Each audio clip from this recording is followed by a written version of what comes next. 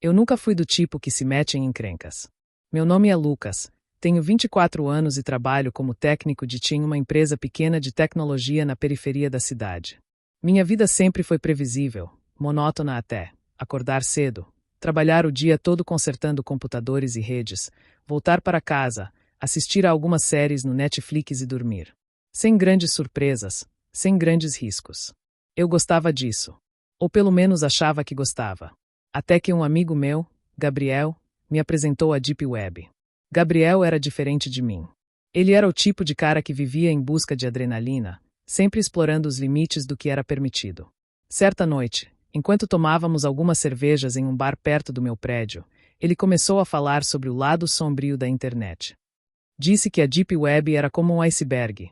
A superfície que todos conhecemos é apenas a ponta, mas lá embaixo, nas profundezas, havia um mundo completamente diferente.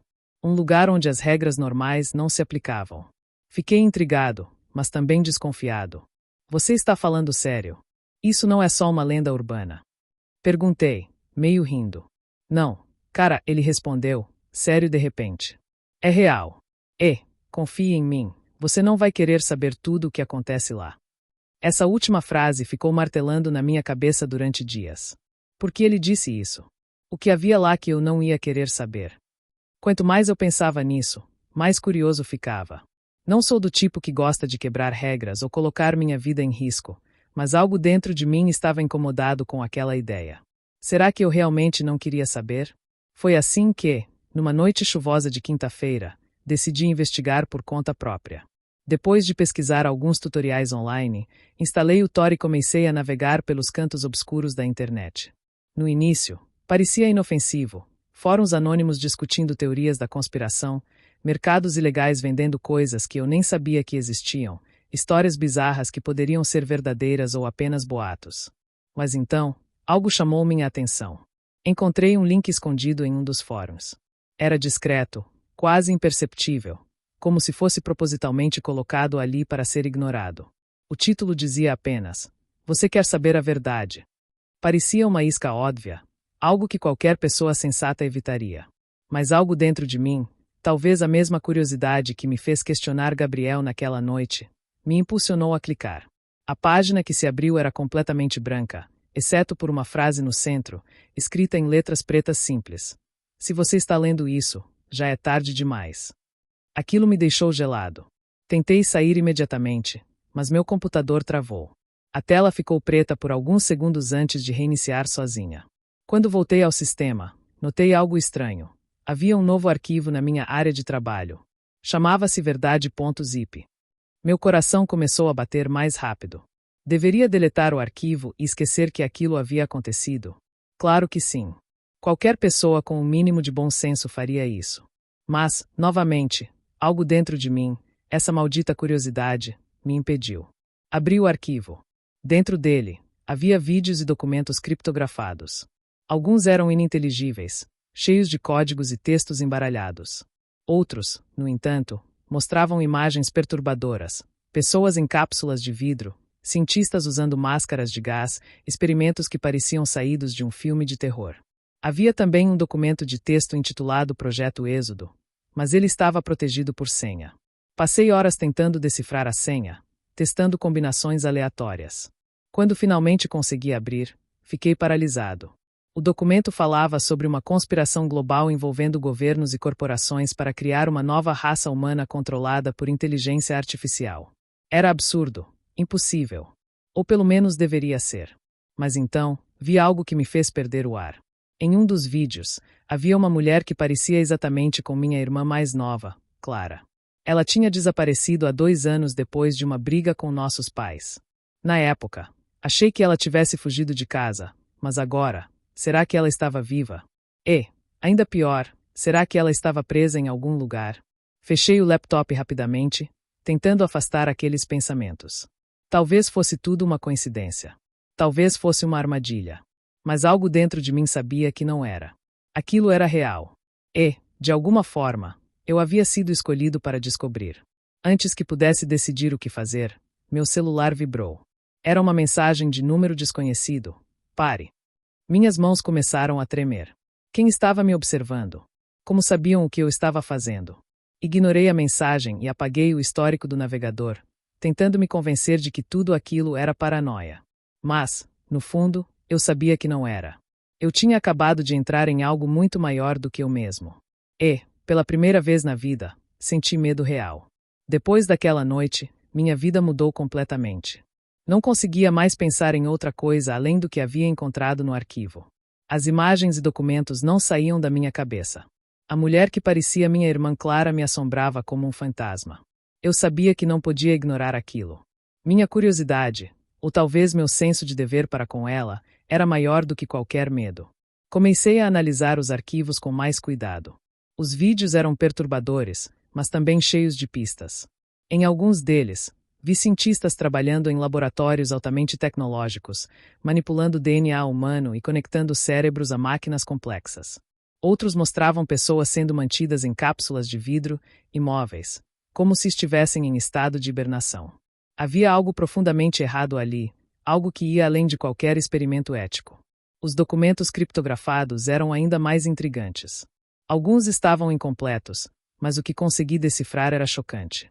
O Projeto Êxodo, como foi chamado, descrevia uma conspiração global liderada por uma aliança secreta entre governos e corporações poderosas.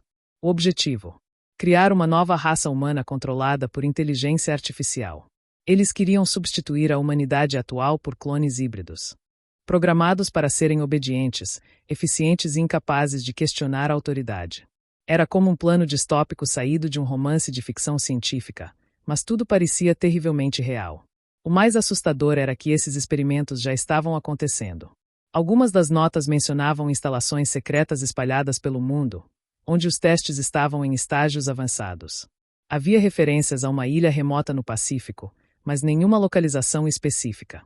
Também havia menções a indivíduos que foram selecionados para servir como modelos genéticos para os clones. Foi então que percebi: Clara não estava apenas envolvida nisso. Ela era parte do projeto. Mas como? Por quê? Clara sempre foi uma pessoa normal, sem conexões com nada fora do comum. Ou pelo menos era o que eu pensava. Agora, começava a questionar tudo sobre ela. Será que ela sabia o que estava acontecendo?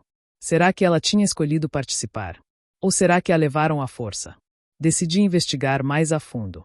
Passei horas tentando rastrear a origem dos arquivos, buscando pistas que pudessem me levar até Clara. Mas quanto mais eu cavava, mais perigos surgiam. Certa manhã, ao abrir meu laptop, encontrei uma mensagem na tela: "Você foi avisado." O texto apareceu de repente, como se alguém tivesse invadido meu sistema remotamente. Meu coração disparou. Desliguei o computador imediatamente e passei o resto do dia olhando por cima do ombro, esperando que alguém aparecesse na minha porta. Não demorou muito para que as ameaças ficassem mais diretas. No dia seguinte, recebi uma ligação no meu celular. Era um número desconhecido, mas atendi mesmo assim. Do outro lado da linha, uma voz distorcida disse apenas uma palavra: "Pare." Antes que eu pudesse responder, a chamada foi encerrada. Tentei bloquear o número, mas ele continuou me ligando repetidamente, sempre com a mesma mensagem. Aquilo me deixou paranoico. Comecei a verificar se estava sendo seguido. Sempre que saía de casa, sentia que havia alguém observando meus movimentos. Certo dia, enquanto voltava do trabalho, notei um carro preto estacionado do outro lado da rua. Ele estava lá há horas, sem ninguém entrando ou saindo. Quando finalmente decidi atravessar a rua para confrontar o motorista, o carro arrancou rapidamente e desapareceu na esquina. Sabia que estava sendo vigiado. Mas por quem? E o que eles queriam? Será que eu tinha cruzado alguma linha invisível ao acessar aqueles arquivos? Ou será que eles já sabiam que eu estava investigando antes mesmo de eu começar? Foi então que decidi procurar ajuda. Lembrei-me de Gabriel, o amigo que me apresentou a Deep Web. Ele era o único que poderia entender o que estava acontecendo. Liguei para ele e marquei um encontro em um café discreto no centro da cidade. Quando cheguei, ele estava visivelmente nervoso. "Lucas, o que você fez?" Ele perguntou, antes mesmo de eu me sentar. "Você acessou algo que não devia, não é?" Expliquei tudo o que havia acontecido, mostrando alguns dos arquivos no meu celular. Gabriel ficou pálido. "Cara, isso é sério", ele disse. "Você não entende o quão perigoso isso é. Essas pessoas, elas não brincam. Se você continuar mexendo nisso, vão te matar." Sua reação só aumentou meu medo, mas também minha determinação. Eu não posso simplesmente parar, respondi. Minha irmã está envolvida nisso. Se há uma chance de encontrá-la, eu preciso tentar. Gabriel suspirou, derrotado. Tudo bem, mas você precisa de ajuda profissional. Conheço um jornalista investigativo chamado Eduardo. Ele já lidou com casos como esse antes. Vou te passar o contato dele, mas prometa que vai tomar cuidado. Saí do café com o número de Eduardo e uma sensação mista de alívio e apreensão. Finalmente, eu tinha alguém que poderia me ajudar a entender o que estava acontecendo. Mas, ao mesmo tempo, sabia que estava me metendo em algo muito maior do que eu imaginava. Naquela noite, liguei para Eduardo e marquei um encontro para o dia seguinte. Ele era um homem de meia idade, com cabelos grisalhos e olhos cansados, mas havia algo em sua postura que transmitia confiança. Contei toda a história novamente, mostrando os arquivos que havia baixado. Ele examinou tudo com atenção, fazendo anotações em um caderno velho. Isso é enorme, ele disse, após alguns minutos de silêncio. Se for verdade, estamos falando de uma conspiração que pode abalar governos inteiros. Mas, Lucas, você precisa entender uma coisa. Se isso for exposto, você estará colocando sua vida em risco. Eles não vão hesitar em eliminar qualquer pessoa que represente uma ameaça. Aquelas palavras ecoaram na minha mente por horas depois do encontro. Eu sabia que Eduardo estava certo. Estava prestes a entrar em um jogo perigoso, onde as apostas eram altas e os inimigos eram implacáveis. Mas, ao mesmo tempo, sentia que não tinha escolha. Clara estava lá fora, em algum lugar, e eu precisava encontrá-la. Antes de ir embora, Eduardo me deu um conselho final. Não confie em ninguém. Nem mesmo em mim. Você nunca sabe quem pode estar ouvindo. Voltei para casa naquela noite com uma sensação de peso no peito. Sabia que estava prestes a mergulhar ainda mais fundo nesse pesadelo. Mas, ao mesmo tempo, sentia que estava chegando mais perto da verdade. Só não sabia se estava preparado para o que encontraria. Ao chegar em casa, notei algo estranho. Meu apartamento estava exatamente como eu havia deixado, mas algo parecia diferente. Então, havia um envelope branco em cima da mesa da cozinha. Dentro dele, havia uma única folha de papel com uma frase escrita à mão. Você tem 72 horas para entregar os arquivos ou enfrentará as consequências. Meu sangue gelou. Eles tinham entrado no meu apartamento. E agora, estavam me dando um ultimato. As palavras no papel ainda ecoavam na minha mente. Você tem 72 horas para entregar os arquivos ou enfrentará as consequências. Cada letra parecia uma sentença de morte. Eu sabia que não podia simplesmente entregar os arquivos. Eles eram a única prova do que estava acontecendo, a única chance de encontrar Clara e expor a conspiração. Mas também sabia que ignorar o ultimato seria um erro fatal. Comecei a analisar tudo ao meu redor com desconfiança. Meu apartamento, que antes era um refúgio seguro, agora parecia uma armadilha. Eles tinham entrado ali sem deixar vestígios. Será que haviam instalado câmeras? Microfones. Eu não podia mais confiar em nada. Decidi sair dali imediatamente. Peguei apenas o essencial, meu laptop, o celular, alguns documentos importantes e roupas suficientes para 2 ou 3 dias, e fui para um hotel barato no centro da cidade. Era um lugar sujo e mal iluminado, mas pelo menos era discreto. Enquanto me escondia no quarto do hotel, comecei a repassar os arquivos novamente. Precisava encontrar algo que pudesse me dar uma vantagem, algo que eu ainda não tivesse percebido. Foi então que notei algo estranho em um dos vídeos. No canto inferior direito da tela, havia um código QR minúsculo, quase imperceptível. Como eu não tinha visto aquilo antes. Usando o celular, escaneei o código. Ele me levou a um site encriptado, protegido por várias camadas de segurança. O site exibia uma contagem regressiva. 71:2.59:45. Abaixo dela, havia uma mensagem. Você sabe o que precisa fazer. O que isso significava? Quem quer que estivesse por trás disso, sabia que eu tinha os arquivos e estava me pressionando a agir. Mas como? Para quem eu deveria entregá-los? Não havia instruções claras, apenas essa ameaça velada. A cada segundo que passava, eu sentia o peso do tempo sobre mim. Decidi entrar em contato com Eduardo novamente. Ele era o único que poderia me ajudar a decifrar aquilo. Liguei para ele e expliquei rapidamente o que havia descoberto. Eles estão me dando um prazo, disse, tentando manter a calma. Mas não sei o que querem que eu faça. Eduardo ficou em silêncio por um momento. Isso é maior do que eu pensava, ele finalmente respondeu. Se eles estão te pressionando assim, significa que você está perto de algo importante. Talvez esses arquivos contenham informações que podem comprometer todo o projeto. Você precisa publicá-los antes que o tempo acabe. Publicar. Minha voz falhou. Eles vão me matar se eu fizer isso. Lucas, você já está correndo perigo, ele retrucou. Sério. Se você entregar os arquivos para eles, vai estar assinando sua própria sentença de morte. Pelo menos, se você os publicar, estará expondo a verdade ao mundo. Isso pode te dar alguma proteção. Ou, pelo menos, garantir que tudo isso não tenha sido em vão. Aquelas palavras me atingiram como um soco no estômago. Publicar os arquivos era arriscado, mas talvez fosse minha única chance de sobreviver. Concordamos em nos encontrar pessoalmente para discutir os próximos passos. Eduardo sugeriu um café discreto em um bairro distante, longe de onde eu morava. Disse que seria mais seguro. No caminho para o encontro, notei que estava sendo seguido. Um carro preto, semelhante ao que havia visto antes, mantinha distância constante de mim. Tentei despistá-lo, mudando de rotas abruptamente, mas ele continuava lá. Quando finalmente cheguei ao café, entrei rapidamente e me sentei em uma mesa nos fundos, tentando me esconder das janelas. Eduardo chegou alguns minutos depois. Ele parecia nervoso, olhando constantemente por cima do ombro. Estamos sendo vigiados, ele sussurrou, assim que se sentou.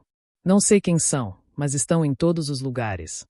Eu sei, respondi, apontando discretamente para o carro do outro lado da rua. Eles têm me seguido desde que saí do hotel.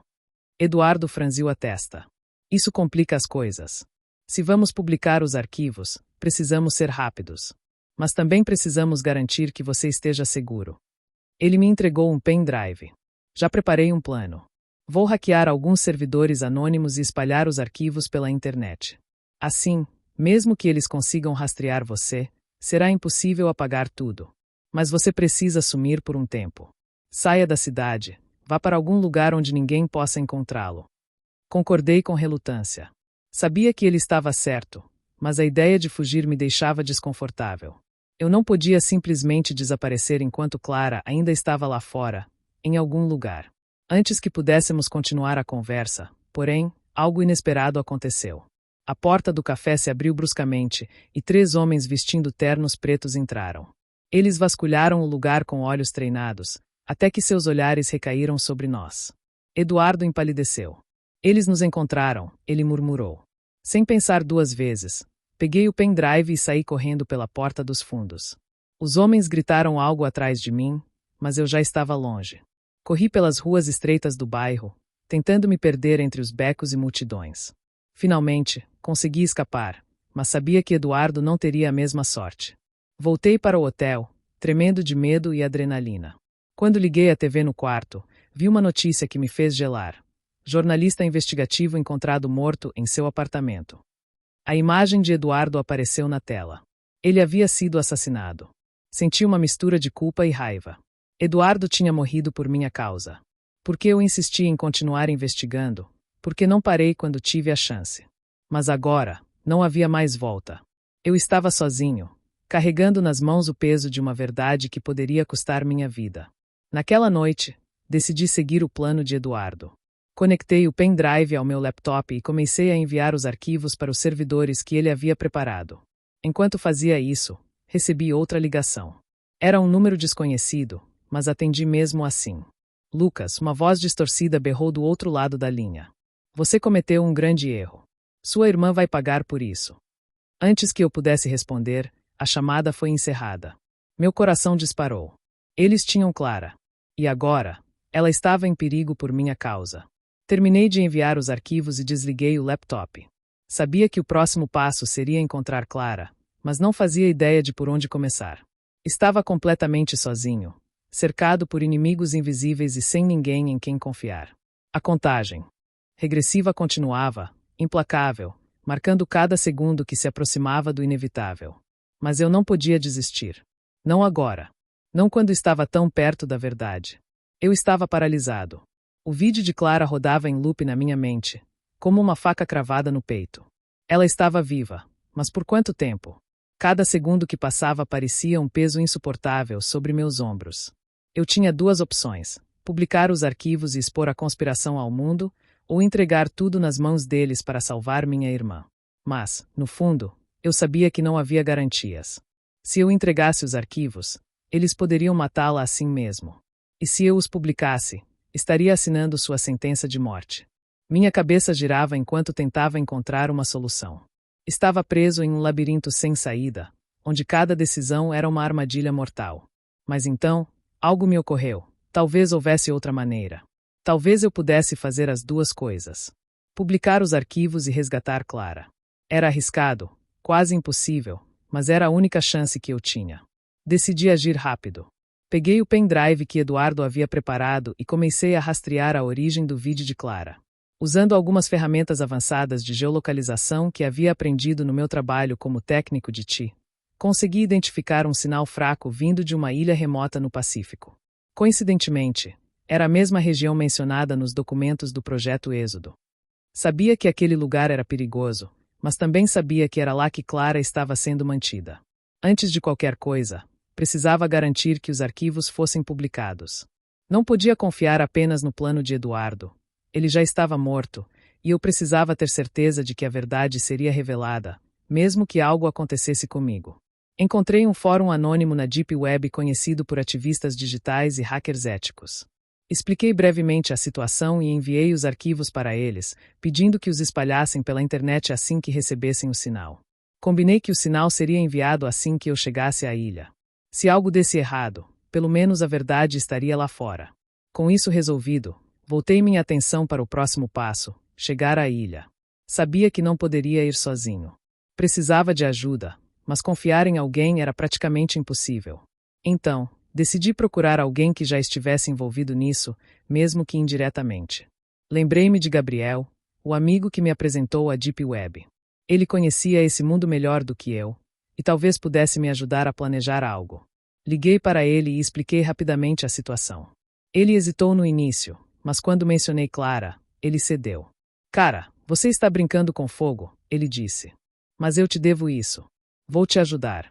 Gabriel me colocou em contato com um contrabandista que fazia viagens clandestinas para ilhas remotas. Era caro e perigoso, mas eu não tinha escolha. Combinamos um encontro em um porto abandonado às margens da cidade. Quando cheguei lá, encontrei um barco velho e enferrujado, com um homem de aparência rude chamado Jonas. Ele não fez muitas perguntas, apenas aceitou o dinheiro e concordou em me levar até a ilha. A viagem foi longa e tensa. O mar estava agitado, e cada onda parecia trazer novas dúvidas à minha mente. E se eu estivesse indo para uma armadilha? E se Clara já estivesse morta? Tentei afastar esses pensamentos, focando no plano. Chegamos à ilha ao amanhecer. Era um lugar desolado, cercado por florestas densas e montanhas íngremes. No centro da ilha, havia uma instalação enorme, cercada por muros altos e câmeras de segurança. Essa é sua parada, Jonas disse, apontando para a costa. Boa sorte, garoto. Você vai precisar. Desembarquei com cuidado, tentando não chamar a atenção. Enquanto me aproximava da instalação, usei algumas técnicas de invasão que havia aprendido ao longo dos anos. Desativei câmeras, contornei guardas e finalmente encontrei uma entrada lateral mal protegida. Entrei sorrateiramente, tentando não fazer barulho. O interior da instalação era ainda mais assustador do que eu imaginava. Corredores escuros e frios levavam a salas repletas de equipamentos tecnológicos avançados. Vi cientistas em jalecos brancos trabalhando em laboratórios, manipulando DNA humano e conectando cérebros a máquinas complexas. Havia cápsulas de vidro por toda parte, cada uma contendo uma pessoa imóvel, como se estivessem em estado de hibernação. Era como entrar em um pesadelo. Finalmente, encontrei Clara. Ela estava em uma sala isolada, amarrada a uma cadeira, com hematomas no rosto e olhos vermelhos de tanto chorar. Quando me viu, ela começou a gritar meu nome, mas tapei sua boca rapidamente para evitar que chamasse a atenção. Clara, sou eu, sussurrei, tentando acalmá-la. Vou tirar você daqui. Ela balançou a cabeça, frenética. Lucas, não. Eles vão te matar. Não temos tempo para isso, respondi, cortando as cordas que a prendiam. Precisamos sair agora. Mas antes que pudéssemos escapar, ouvimos passos ecoando pelo corredor. Alguém estava vindo. Puxei Clara para trás de uma mesa e esperei, tentando controlar minha respiração. 2 guardas entraram na sala, armas em punho. Antes que pudessem nos ver, atirei uma cadeira contra eles, causando distração suficiente para que pudéssemos correr.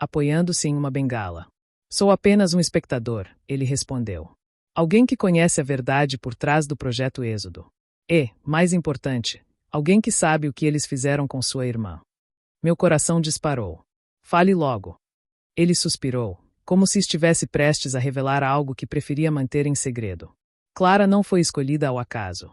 Ela tem algo especial, algo que eles precisavam para concluir o projeto. Seu DNA é único, Lucas. Ela é uma peça-chave na criação dos clones híbridos. Eles a usaram como modelo genético, mas também implantaram algo nela. Um dispositivo que permite que controlem sua mente. Minha mente girava. Isso é impossível. É real, ele interrompeu. E se eles ativarem esse dispositivo, poderão controlá-la completamente. Você precisa tirá-la disso antes que seja tarde demais. Antes que eu pudesse fazer mais perguntas, ouvimos passos pesados vindo de fora. Guardas armados entraram na fábrica, cercando-nos. O homem idoso ergueu as mãos, rendendo-se imediatamente. Eles estão aqui, ele disse, resignado. Eu só queria te avisar antes que fosse tarde. Tentei correr, mas fui rapidamente dominado. Arrastaram-me para fora da fábrica, onde um carro preto nos esperava. Lá dentro, o mesmo homem que havia me confrontado na ilha estava sentado, seu sorriso frio ainda mais perturbador do que antes. Você realmente achou que poderia escapar de nós? Ele perguntou, enquanto me jogavam no banco de trás. Sua irmã é parte de algo muito maior do que você pode imaginar. E agora, você vai ajudar a completar o projeto. Acordar no laboratório foi como emergir de um pesadelo para encontrar outro ainda pior. Estava amarrado a uma cadeira, cercado por equipamentos tecnológicos avançados. Clara estava em uma cápsula de vidro ao meu lado, inconsciente. Podia ver o dispositivo implantado em sua nuca, pulsando com uma luz azul suave. O líder do projeto aproximou-se, segurando um controle remoto. Você tem duas opções, Lucas, ele disse. Pode cooperar e garantir que sua irmã tenha uma vida longa e saudável sob nosso controle, ou pode resistir e assistir enquanto ela morre. Minha mente estava em colapso. Tudo o que eu havia feito, todos os riscos que havia corrido, tinham sido em vão. Mas então, algo mudou. Vi Clara abrir os olhos lentamente, confusa. Ela olhou para mim, e nossos olhos se encontraram. Naquele momento, tomei minha decisão. Vocês podem ter meu corpo, eu disse, firme. Mas nunca terão minha mente. Com um movimento rápido, usei a força restante para soltar minhas mãos e atacar o líder. Houve caos. Alarmes soaram, guardas correram para me deter, mas consegui alcançar o controle remoto e pressionar um botão aleatório. A sala inteira explodiu em luzes e faíscas. Quando acordei, estava em um hospital. Clara estava ao meu lado, segura e livre do dispositivo. Ela me abraçou, chorando de alívio. Você salvou minha vida, ela disse. Mas eu sabia que aquilo não era o fim. Eles ainda estavam lá fora, observando. E agora, eu tinha um alvo maior do que nunca. Publicar os arquivos havia exposto a verdade, mas também despertado forças que eu não compreendia completamente.